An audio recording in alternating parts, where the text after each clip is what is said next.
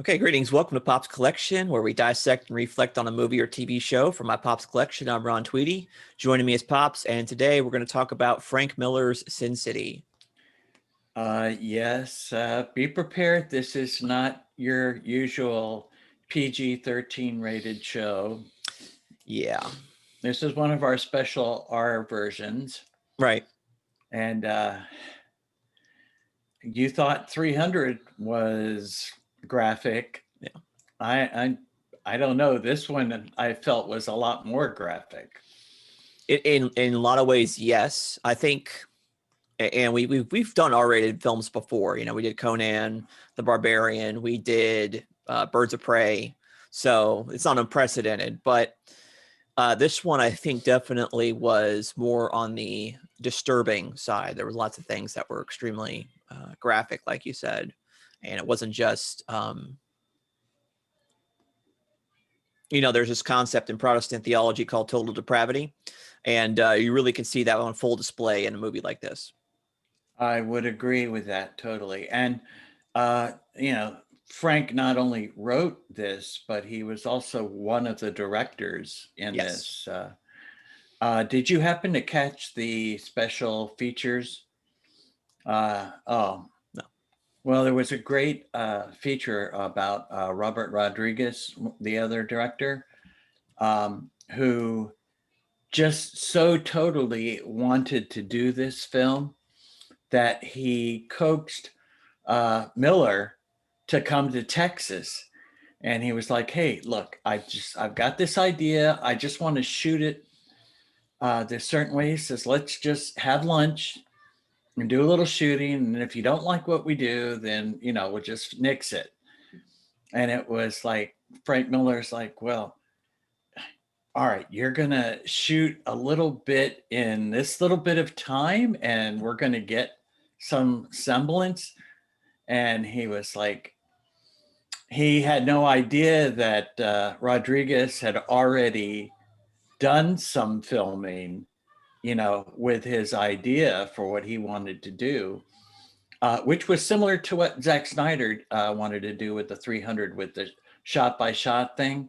Right. Only it was a little bit different because he chose to make the picture in a noir thing, black and white, Right. but also to add colors like as if the movie was a comic book and imitating the comic instead of the, vice versa, Right. And I do think that you have, I mean, obviously, Frank Miller is heavily influenced by the old noir genre of film and literature from the early 20th century.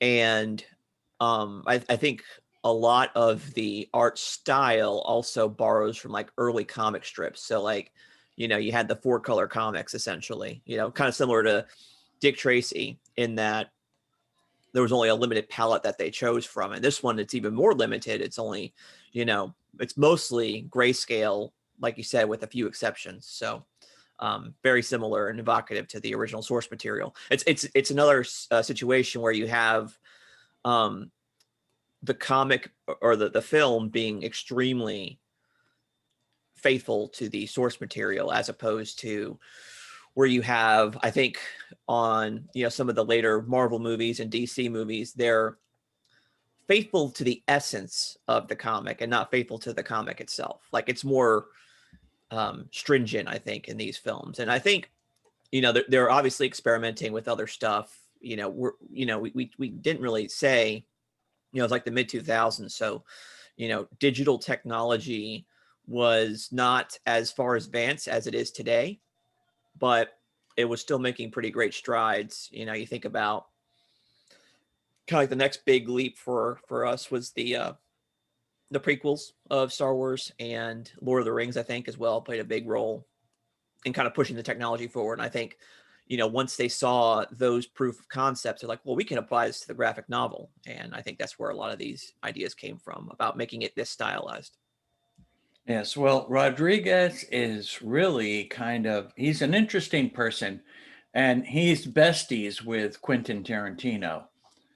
So you Yeah. can kind of see where Yeah. he might have been a little influenced by him. He actually, Tarantino did a guest directing spot in this. Yeah, that's another thing that I do want to say, that the structure of this movie is not like a movie at all. It's very similar to the movie Pulp Fiction that Quentin Tarantino did in '94. And it is kind of like an anthology, I'd say. Very similar to that, like, kind of like a Twilight Zone film where you have like 3 separate stories or whatever, and you've got. Well, actually, there were 3 stories. Yeah. So they're just staggered in how they, go through the flow of it. Yes. Well, I'm going to tell you the way it was broken down. The Sin City was a bunch of comics. Right. Not so much. I don't believe that they started off as graphic novels. Right. But I think they developed into that type of series. But they actually took 3 different books, and they didn't go in chronological order. Right. The Hard Goodbye, The Big Fat Kill, and That Yellow Bastard. Right. And we know which one. If our listeners have seen them, they know which one is the Yellow Bastard. Right. Yeah.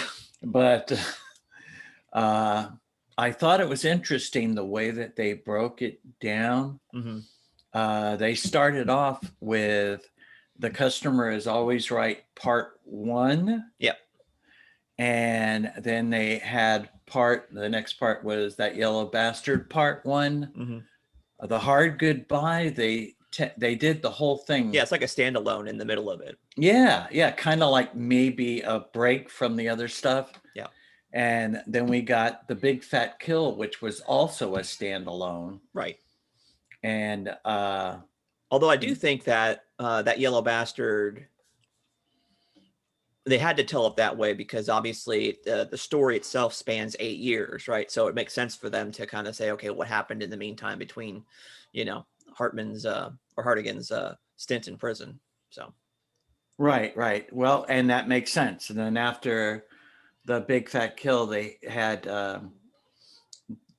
That Yellow Bastard Part 2, and then they finally ended up with The Customer is Always Right Part 2. Which I completely, by the time the film was over and it gets to that part, I was like, oh yeah, that kind of was in the movie in the beginning, right?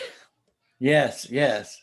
Well, it's kind of interesting how that is, because basically The Customer is Always Right was the part that Rodriguez sold to make Miller want to do the film.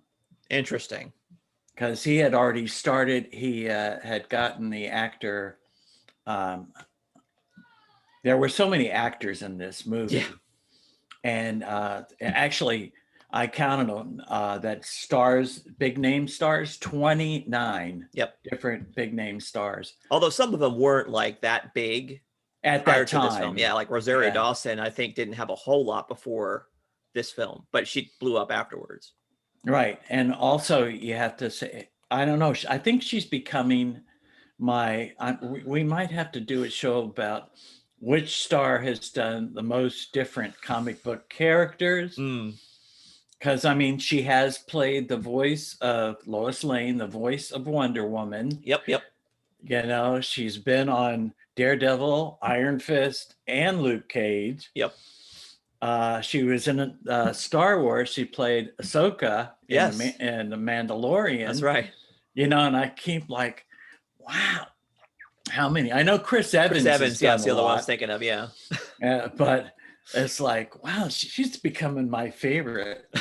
And she did a real good job of playing Gale. Yeah.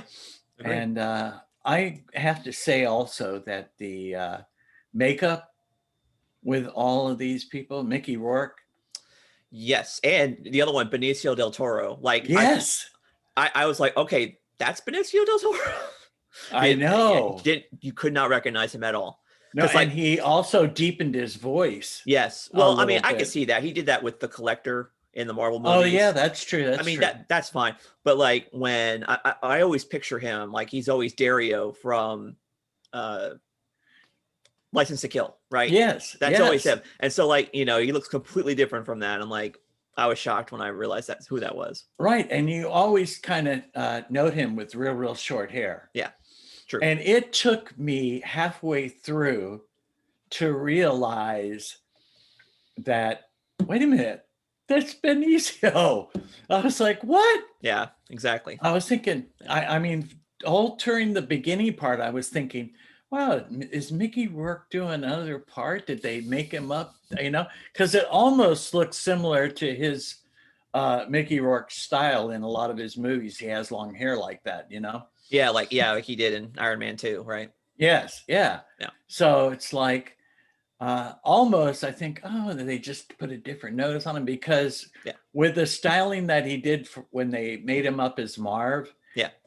he was so much identical to the comic. It was, yeah, it was uncanny. Like they really paid a lot of attention to that, and they did their homework. Yes.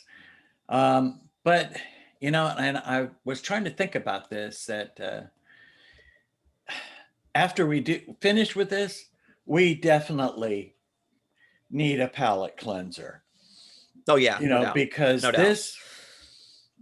the violence in this movie was incredible. Like a story, usually when you have the comic book story, there's the villain Mm-hmm. and there's the hero. Yep. In this movie, the hero could really be the villain. Right. Yeah. It's the concept of the anti-hero, right? I mean, Yes. Frank Castle's kind of like the ultimate anti-hero, right? Yes. So, not many, though, in the comic books that is no. mainstream. No, and that's the thing. Like I go back to the idea of total depravity, and that like everything that we do is marred by sin. We're sinners, we sin. And like even like the good people, quote unquote good people in this film, it's exactly the same thing. I mean, you could make a argument that Hardigan is like the only one that really seems like he's the only decent guy. And then but then there's the issue with what's her face? Nancy, right? Yes. Oh, So, yeah. so yeah, it's like even that, like I said, so it's I think it's instructive, because the thing is like, you know, a lot of times people will come to the Bible with they'll handle it with kid gloves. They will you know, kind of gloss over some things that happen that are pretty disturbing in the book, and we need to go through that. You know, we need to go with both eyes open, because for instance, I mean, you know, there's plenty of depravity in the book of Genesis. You know, there's all kinds of murders and killings, and you know, sexual brokenness, and you know, lots of bad things that are happening all over the place. You know, God's still telling a story through that. So I think that there is a way to tell that story right. This movie does not, in that I think a lot of times the violence and all the other disturbing things is kind of gratuitous, right? But I think Right. there's a way to tell that kind of story, but I think there's a way to do it that would be more glorifying to God. I need to Right. think through that a little bit. Well, yes, but still in the Bible, there are, like, for me, I liken this style Mm-hmm. to Israel's sons when their sister was raped by the prince. Yes, yeah, the Shechem was the Shechemites, what they did to him. Right. And they were like, well, yeah, you know, we'll switch with you, but you got to get circumcised first. And when they were at their down moment, they went in there and slaughtered them all. Yep. And then you have the story of Judah with Tamar, his, you know. That's true. And there's a lot of stories like that. Yeah. So, I mean, there's, you know, and so, like I said, I think that there's a lot of times we kind of back away from some of the gritty details and things like that. And we need to not shy away from it. You know, we can't, you know, it's in there. We shouldn't be embarrassed by it. We should just, you know, it's what it is. Right. You know? And my belief on that, and that's the reason that I, you know, watch shows like CSI and other crime shows. Mm-hmm. I think that what we do when we read the Bible is we become informed that these things really do happen. Yeah. And I think that it helps us have a watchful eye. Sure. about some of these things that because we could be live in naivety, or Yeah. we could be naive about them Right. when really happens, Yep. Yeah. so let's just kind of talk briefly about some of the different segments. Okay. Sure. All right. The first part, the customer is always right. Mm-hmm. uh, I really like the cinematography of that, Yeah. and the way it was just mostly blacks and grays and whites, and she comes out in this stunning red dress. Right. Yeah. And in this whole story in the beginning, my thought, and I don't know if I was right, but the guy is that his job, that people, is like he a suicide assistant, or does because he was like saying to her, this is what you had wanted, you don't want to be alone during this time. I think he's a hitman. I mean, and he's very crafty in what he when he does his job. So he's it's more of a it kind of reminds me of kind of like a spy, would be like he kind of infiltrates. Yeah, I guess with the silencer that would kind of I mean, flow in there. and he also like it's almost like a con man type of thing as well. Like he ingratiates himself to his victim as well. Right. We see at Offers the her end. a cigarette. Yeah. So Hey, you want to smoke here, right. So But and just so you know, that little segment, mm-hmm. they showed that to Bruce Willis, and that's when he said, I'm in. When he saw that little thing, I want to be a part of this. So. Yeah, I could see that. Yeah, and I think that's why a lot of them got involved with it. Yeah. Because like I said, there were a lot of people. And do you have any idea where Tarantino did the guest directing part, I wonder? I don't know. Go ahead. You tell me. Well, we're going to be getting to it when we get to the big fat kill. Okay. So okay. I'll tell you when we get there. Okay. All right. But so we kind of got that little part there, and then we get the opening credits, right? Yep. After that little segment. Right. Right. We didn't get it before, right? We didn't. I don't think so. No, I don't think so either. But then we get the story with Willis about the yellow bastard. Right. Yep. Which he's not yellow at that time. Right. Yeah. We get introduced, I think, to the main villains of the film, which are the Rourkes. Right. So you've got two brothers. One's a senator, one's a cardinal, and the son, who is a psychopath, essentially. And so this is, like I said, Hartigan is, he kind of reminds me a lot about Jim Gordon. Very much so. Yes. Yeah. Yes. Well, I felt like it was kind of like a X-rated Gotham story. Yeah, I could see that. Yeah, yeah, and it's I'm actually reading The Dark Knight Returns right now. Oh, nice. So Jim Gordon, that's like 70, and so like he's about to retire, and so I could definitely see Hartigan, very similar vibes on that, and so yeah. Yes, that was a good thing, and we really don't know who the serial killer is at this time, right? Or do we? I don't. Well, remember. We find out once he gets to the place that is Rourke. Yes. Yeah, the Rourke Jr. Rourke. Right, and also while we're talking about that story, speaking of interesting makeup. Yeah. Rutger Hauer. Yes. As the Cardinal. Yes. Yeah, that was cool. Yes. But that's an intersection into the next setup after the Yellow Bastard. Right. But I don't know. My question is, how many times does somebody get shot before they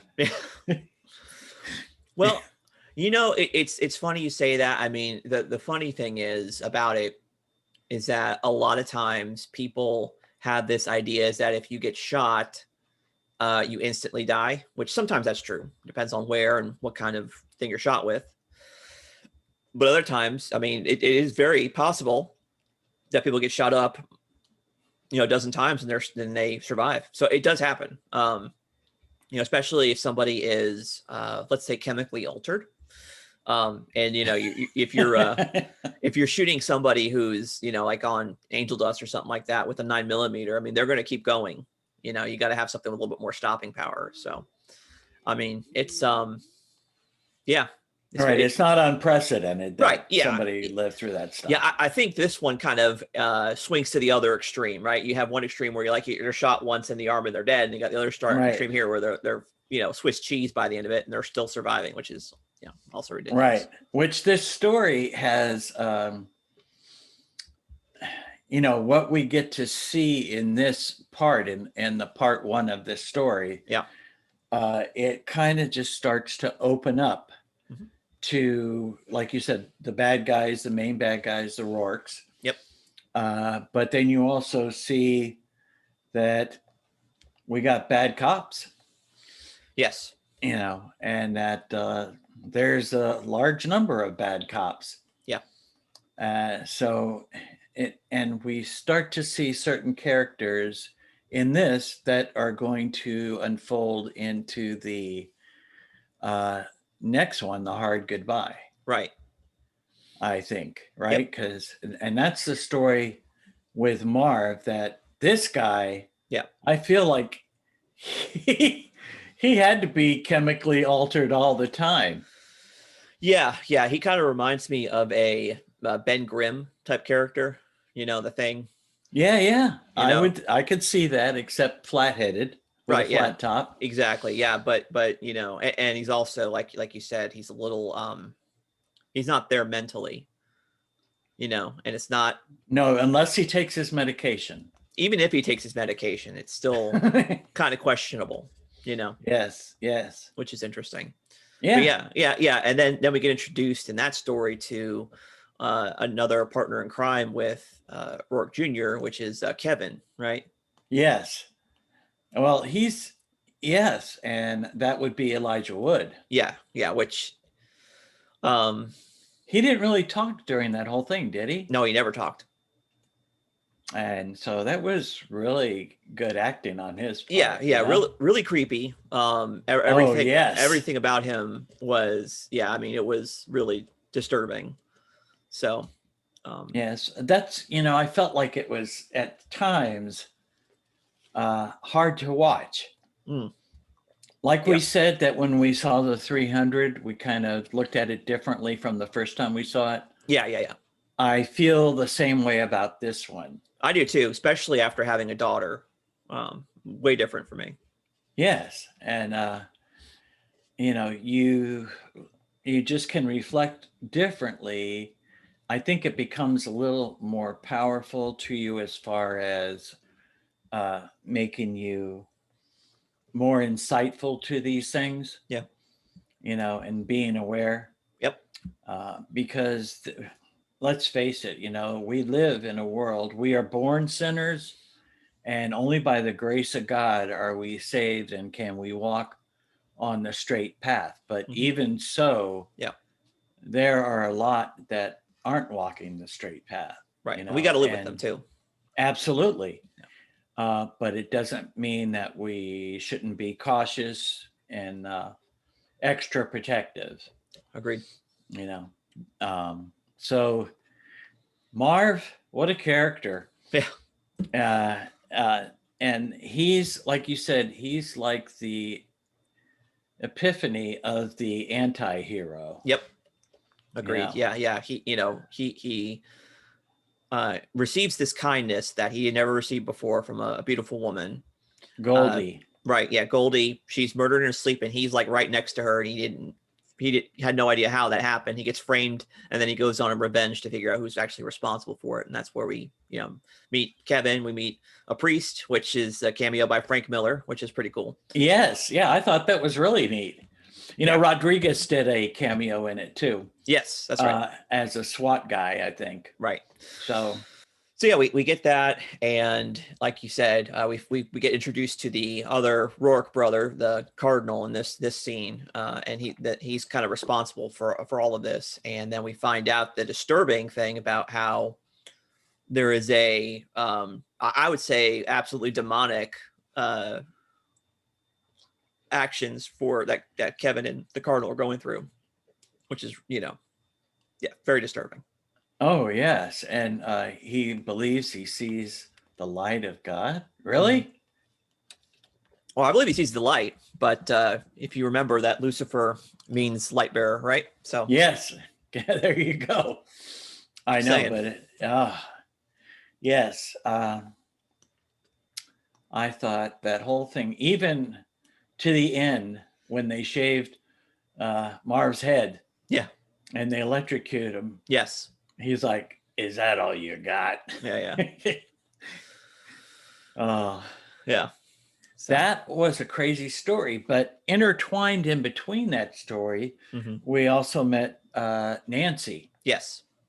Jessica Alba. Well, we already saw Nancy in Hardigan's story. He rescued Nancy, right? But we see Right, but another Nancy. A different Nancy. Yes. And we also get to meet Dwight. Yes. Or we see Dwight. Yeah, we just see him. Yeah. Which that kind of intertwines it into the next story. Yep. The big fat kill. That's right. Which is, again, another one of those stories that it kind of has a twist in it. Yeah, it does. Yeah, we get introduced to like Benicio del Toro in a way I've never seen him before as a abusive oh my guy. Gosh. And then they find out that he goes to the wrong side of the tracks, he gets murdered, and it turns out he's actually a little bit more important than they thought he was. And so yes, yeah, it's crazy. He was a COP. Yeah. As Dwight was diving off the side of the building, and his girlfriend, he thought she was saying stop, but she was saying he's a cop. Yeah. And this is when he asks they wind up killing all of these people. Right. Which they all turn out, all his buds, I guess, are cops too. Yeah. Or I don't know if they're cops, but they're all together. So yeah. And this story is based on what they called it Old Town. Yes. And the prostitutes ran Old Town, and the cops stayed back. Right. Yeah. There was a little piece of the action. Right. It was an agreement that they had, and so the wrongful killing of this quote unquote hero cop, which also happens to be a dirtbag, was going to throw that agreement into chaos. And then so while that's happening, the mob comes in and tries to sweep it up and say, hey, guess what? If you want to survive this with the cops, you need to, we're going to be in charge here. And so. Right. And that was Armstrong, I think. I can't remember the gentleman's name with the gold eye. Oh, yeah. Michael Clark Duncan is the actor. Yeah, yeah, that's it. Michael Clark Duncan. Yeah. Right. And yes, again, another, not, I would say top shelf, but very well-known actor. Yeah. And another guy in the MCU as Charlie 27 in Guardians 2. Yes, that's true. That is true. So. And yes, oh my God.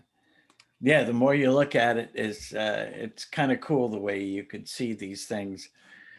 There's a little guy in there that has deformed arms that is in the Blacklist. He's like one of the main characters in Blacklist. Yeah.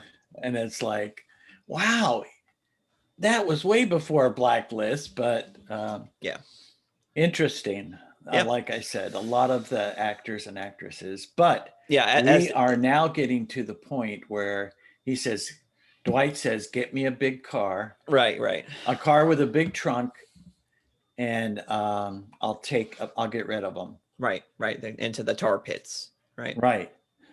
Which this thing with Dwight, and he's got no room to put oh my gosh, Benicio, I forget what his name was, Sam, or I can't remember his name. Oh my Jackie gosh, Boy. Jackie, yeah. Uh, they're sitting in the car because Yeah. Jackie has to sit in the front, Right.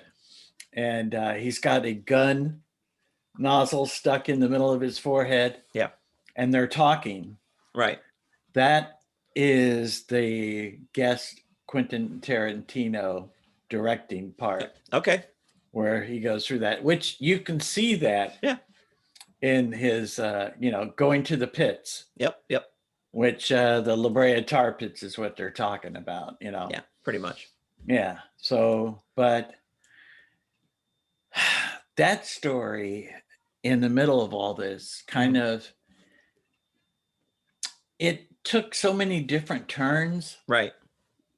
that I almost thought it was slowing down the story Oh a yeah, little yeah. bit. I went around this time, maybe a little bit before. I was like, okay, well, how much was left in this movie? And I was only 40 minutes in. I'm like, this movie's 2 hours.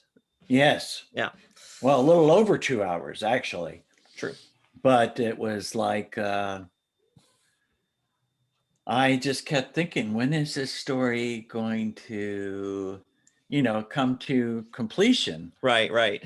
And it did eventually, but there was so many different things going on. Yeah. You got the Irish mercenaries in there. Yeah. I mean, it's crazy.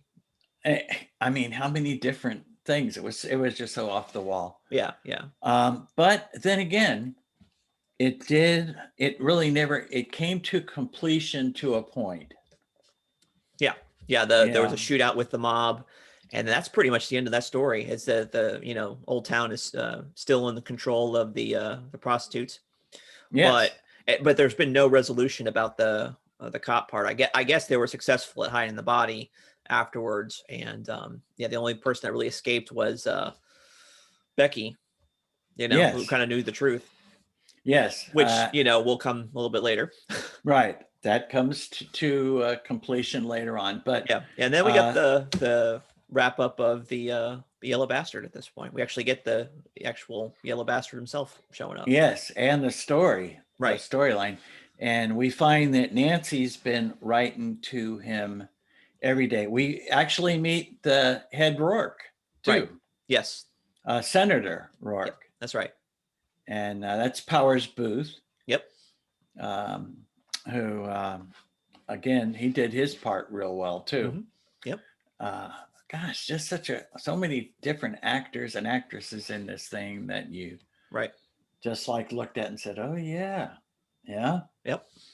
And actually, in the Rise of the Empire 300 movie, Yep. uh, Frank Miller was also, dealt with that, and Ava Green, who played Dallas, also played one of the princess warriors in Rise of the Empire. So she had a crossover in that movie too. Huh. Okay.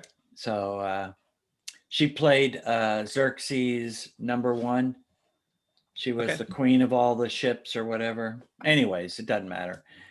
We're talking about this part. Mm-hmm. And the cell that Hardigan was in, Yeah. exactly like the comics. The way the picture, Okay. and it made the cell just, it was all by itself, and Yeah. how the walls kind of went up and like angled. It was like an exact duplicate Okay. of the picture in the comic book itself. Well, there was a lot of that going through here, Yeah. but they stayed true mostly to the stories, but I think were a little bit more liberal Mm-hmm. with they wanted the style to be like the comic book, but Yeah. a lot of the things not necessarily so. Yep.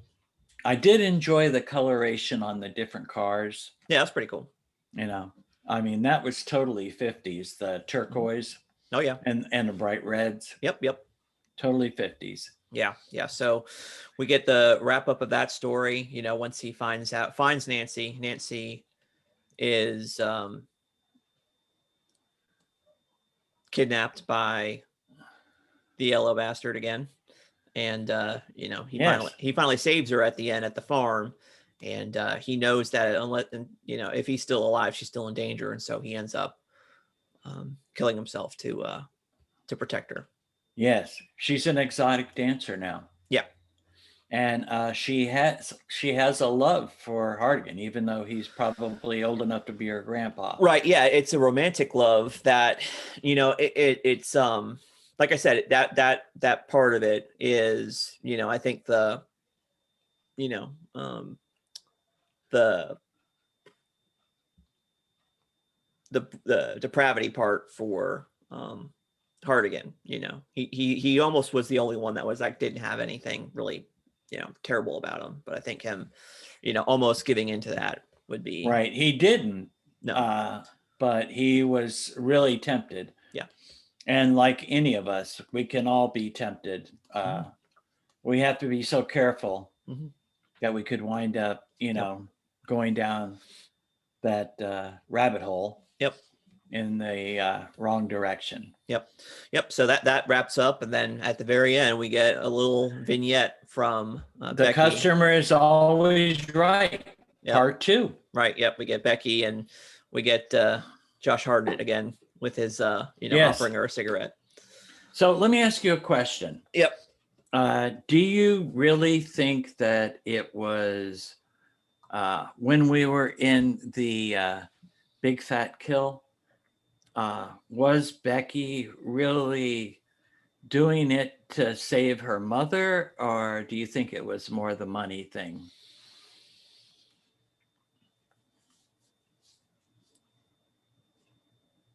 I don't know. I don't really have an opinion on that. I mean, I guess I mean, because she betrayed all the people that she was working down there as prostitute also. Yeah. Which she did love her mother. Yeah. As we got to see in part 2. Sure. She was talking to her mother on the phone and letting her know she was all right. Yep. And until she gets in the elevator, at least. And has her cigarette. Yep. So. Yeah. And then that was the closing credits after that, right? It was. Yep. Wow. I know. And you know what? This movie did really, really well at the box office. Yeah. They did like 4 times what it cost them to make the money. It took them. They only spent $40 million to make this film, and they made $160 million on it. So yeah. I was just, and it came out on April 1st. Okay. In the US. Yeah. April Fool's Day. Yeah. So it was kind of interesting, I thought. Again, saw it differently from when I originally saw it, Yep. It was definitely, I don't know that I'd watch it again. Yeah. I'm not, I don't really think I would. Yeah. Especially the way that I feel after this particular time. Sure. I mean, it was a very good movie. Yeah.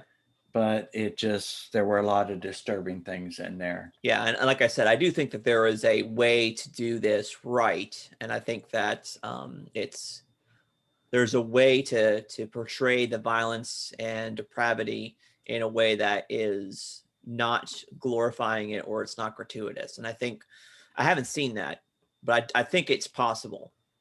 So anyway. Well, yes, and I can understand though the shock value of it and how that might influence somebody, as I'm going to say, as in an instructive way. I don't think it's so much as that it